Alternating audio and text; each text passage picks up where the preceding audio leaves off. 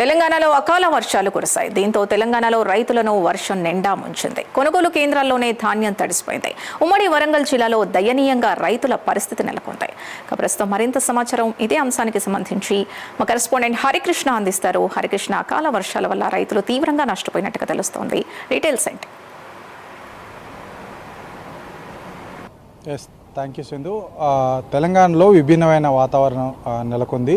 పగటిపూట ఉష్ణోగ్రతలు దాదాపుగా రికార్డు స్థాయిలో 45 డిగ్రీల పైన ఉష్ణోగ్రత నమోదవుతున్నాయి. సాయంత్రం సమయంలో అకాల వర్షాలు అయితే వస్తున్నాయి. దాదాపుగా 30-40 కిలోమీటర్ల వేగంతో ఈదురుగాలులతో కూడిన భారీ వర్షం అయితే నిన్న తెలంగాణలో అయితే నమోదైంది. ప్రధానంగా మహబూబ్నగర్ జిల్లా కొత్తమేల్గర్లో 11 సెంటీమీటర్ల వర్షపాతం నమోదైంది. అదేవిధంగా పర్పల్లో భూత్పూర్లో 10 సెంటీమీటర్ల వర్షపాతం నమోదైంది. అదేవిధంగా నాగర్ కర్నూలు జిల్లా అమర్చింతలో 8.6 సెంటీమీటర్ల వర్షపాతం నమోదైంది. అయితే ఇతర జిల్లాల్లో కూడా దాదాపుగా ఇదే స్థాయిలో వర్షపాతం నమోదైన పరిస్థితి అయితే ఉంది. అయితే ధాన్యం కొనుగోలు సీజన్ నేపథ్యంలో కూడా ఈ యొక్క ధాన్యం మొత్తాన్ని కూడా కళ్ళాల్లో రైతులంతా కూడా ఆరబెట్టుకునే సమయం కాబట్టి అంతేకాకుండా ప్రభుత్వం ధాన్యం కొనుగోలు చేసిందని చెప్పేసి కళాలకు తీసుకొచ్చిన పరిస్థితి అయితే ఉంది. అయితే ఈ యొక్క అకాల వర్షంలో మొత్తంగా కూడా ధాన్యం మొత్తంగా కూడా తడిచిపోయిన పరిస్థితి అయితే ఉంది. అయితే ప్రజలంతా కూడా కన్నీరు మున్నీరు అవుతున్న పరిస్థితి అయితే ఉంది. ప్రధానంగా రైతులకు సంబంధించి ఇటు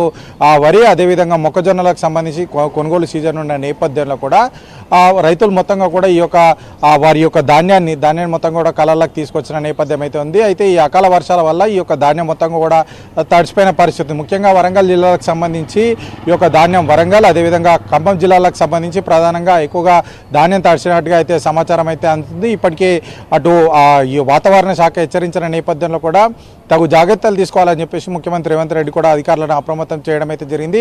ప్రధానంగా ఈ యొక్క ధాన్యం కొనుగోలు సెంటర్లో ఎక్కడెక్కడైతే ముగిసిన నేపథ్యంలో అక్కడ ఉన్న టార్పిన్లన్నీ మొత్తంగా తీసుకొని పోయి ధాన్యం కొనుగోలు చేయని సెంటర్లకు తరలించాలి. అక్కడ మొత్తంగా కూడా ధాన్యం తడవకుండా తగు జాగ్రత్తలు తీసుకోవాలని చెప్పేసి ముఖ్యమంత్రి రేవంత్ రెడ్డి అధికారులను అప్రమత్తం అయితే చేయడం జరిగింది. అయితే అకాల వర్షాలు వచ్చిన నేపథ్యంలో కూడా ఇక్కడ ధాన్యం కొనుగోలుకు సంబంధించి కొంత ఆలస్యమైన నేపథ్యంలో కూడా రైతులంతా కూడా కన్నీరు మున్నీరు అవుతున్నారు. ధాన్యం మొత్తంగా కూడా తడిసిన నేపథ్యం అయితే ఉంది. సో ఈ యొక్క ధాన్యం తడిసిన నేపథ్యంలో రైతులు మొత్తంగా కూడా మున్నీరు అవుతున్నారు. కళ్ళల్లో ఎండపెట్టడానికి మొత్తంగా ఆరపోసిన ధాన్యం మొత్తంగా కూడా ఈ యొక్క అకాల వర్షాల వల్ల మొత్తంగా పూర్తిగా తడిసిపోయిందని చెప్పేసి కూడా రైతులంతా కూడా ఆవేదన వ్యక్తం చేస్తున్న పరిస్థితి అయితే ఉంది. అయితే వాతావరణ శాఖ హెచ్చరించిన నేపథ్యంలో ఈరోజు కూడా అకాల వర్షాలు 30-40 కిలోమీటర్ల వేగంతో ఈదురుగాలతో కూడిన అకాల వర్షాలు కురిసే అవకాశం ఉందని చెప్పేసి వాతావరణ శాఖ అయితే సూచించడం జరుగుతుంది. ఇప్పటికే రైతులు జాగ్రత్తలు తీసుకోవాలని చెప్పేసి అధికారులు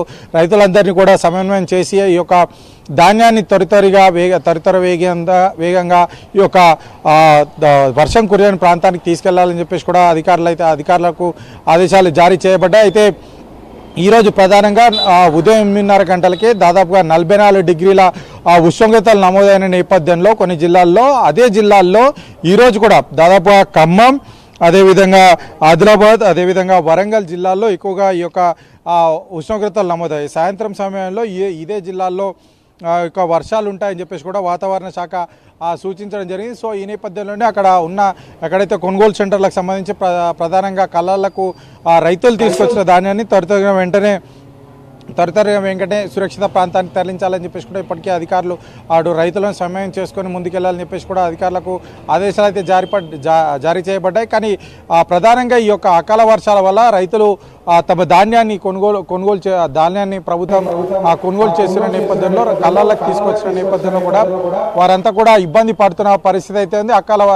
వర్షాలు తమకు కన్నీరు మిగిల్చాయని చెప్పేసి కూడా రైతులు ఆవేదన వ్యక్తం చేస్తున్న పరిస్థితి అయితే ఉంది. Thank you Harikrishna.